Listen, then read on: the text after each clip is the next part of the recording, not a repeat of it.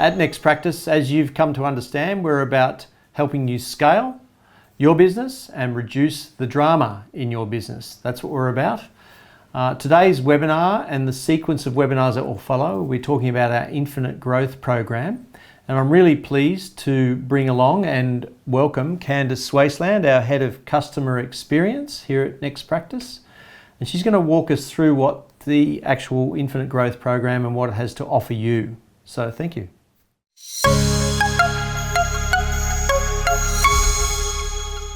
The fifth element to the Infinite Growth model is cash and finance. Right? Often we don't connect cash and finance to the rest of the business. Yeah. It sits in a silo. It's so important, and it's actually really exciting once you connect it to your purpose, once you understand it a bit better. Yeah, I agree. I have our finance manager, and you know who you are. She changed my mind when it came to budgeting and understanding finance and brought it to life for me. It makes all the difference. Yeah, absolutely.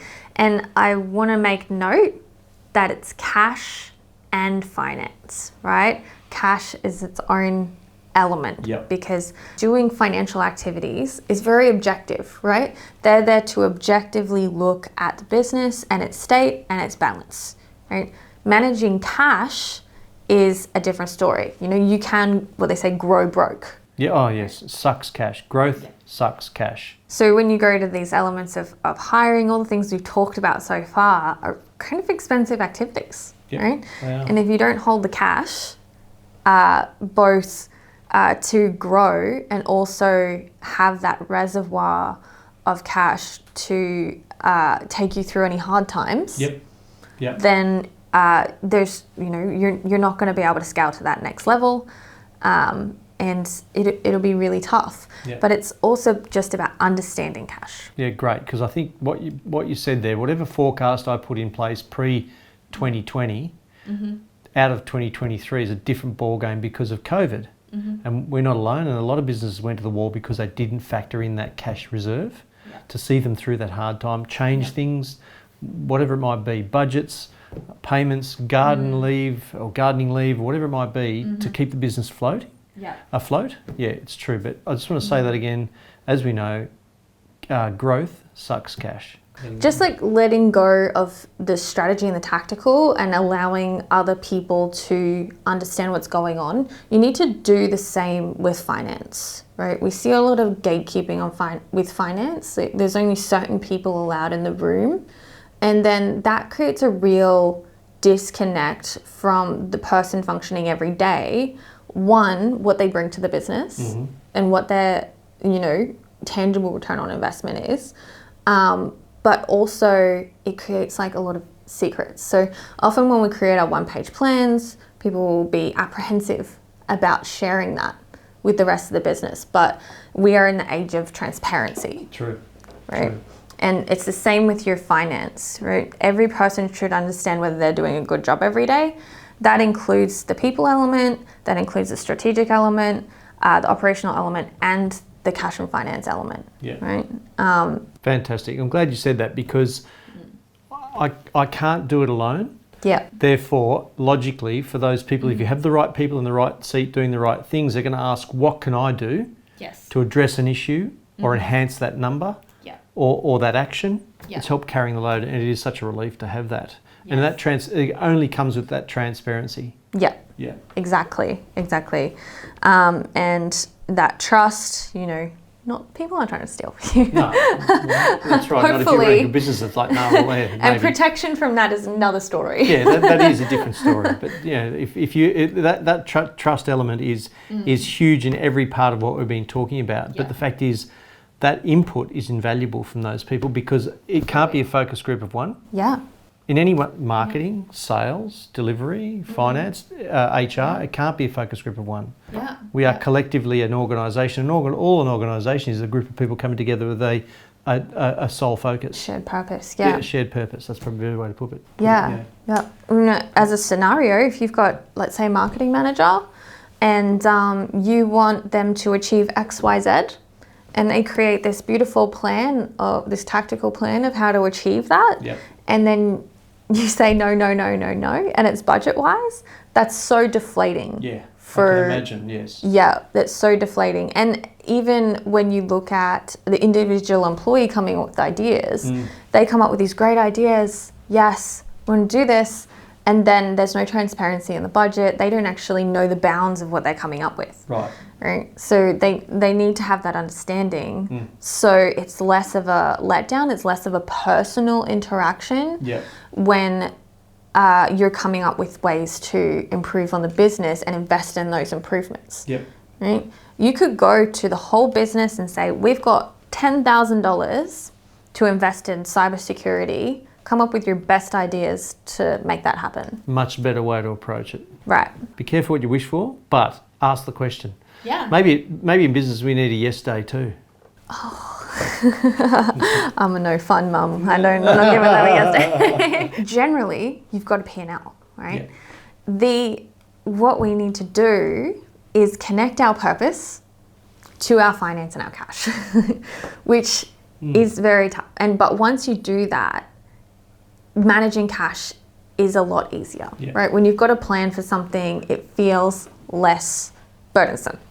True. All of your success factors should have a line item on your P&L. Okay. Right? So if you have committed to making money in a specific market, you should have a line item for that market, right? So we've got governance, infinite growth, cyber, right? And we know that we're focusing on those 3 areas. So we have a line item on our P&L that says, this is how much we're making and this is how much we're investing into that, right? If you commit to having a safety system or an environmental system, your P&L should have a line item for the objectives that you are trying to achieve. Excellent. In that element. And if they need to drive purpose and they need to drive a strategy.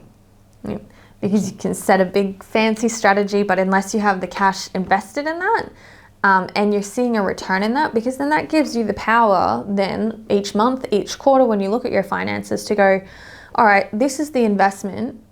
This is the time frame we're expecting a return. Is it working or is it not working? Perfect. How do we need to adjust? So all of a sudden we have our strategic goal. You've just brought us back into the tactical realm of manoeuvring for achieving those goals. Exactly. Beautiful. Using the budget as the tool.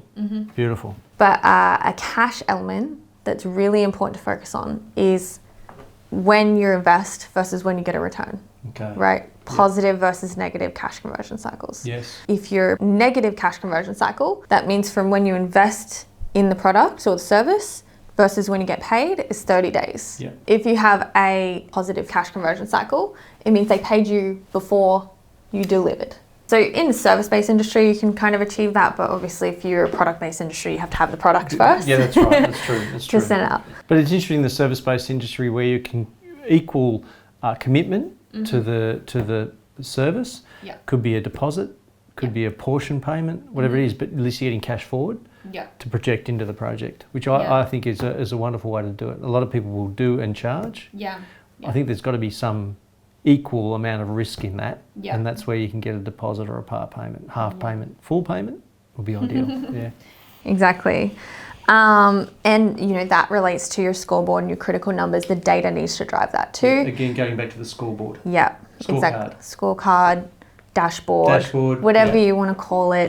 Good. A bunch of beautiful, interesting graphs that tell you exactly where you're at. Nice. So that's the cash conversion cycle, and there's a lot of optimization you can do with cash, right? Yeah, most definitely. Especially when you are working on the ground level. So it's really taking that cash and finance and not just making it the finance team's job, not just making it the accountant's job, making it everybody's job. To achieve that outcome. So on your P&L, you've got the success factor, or the rock, or whatever it is you want to call it. Then you've got the responsibility of the person who owns that line item. Hot tip, if you want it, is if you've got a business development manager in your business, work on getting them to present your finance numbers. Interesting. Right? Or if you've got someone who is of astounding saleable character, try and get them kind of in to start making it a bit fun. Fun. There you go. Dare I say it, fun. It can be fun. Anything that we've been talking about today can be fun. And it should be, because it is our business. Why not have some fun with it? Yeah. Great point.